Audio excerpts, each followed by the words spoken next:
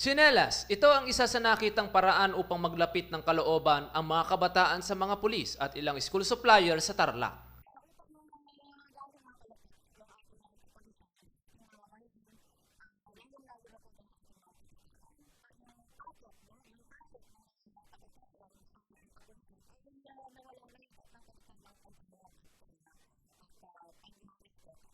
Kaisa rin dito ang mga mamamahayag o media press corps sa Tarlac.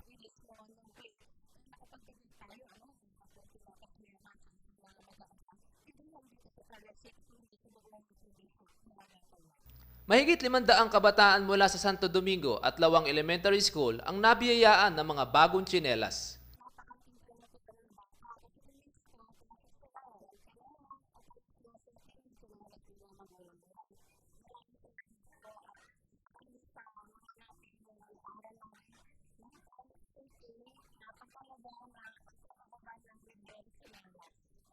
Sa maliit na bagay na ito ay minimithi ng mga pulis at mga mamamahayag na makatuwang sa mga mag-aaral na Tarlakenyo. Berhilyo Bunag para sa Hataw Balita ng UNTV News Worldwide. Berhilyo Bunag para sa UNTV News Worldwide at ito ang balita.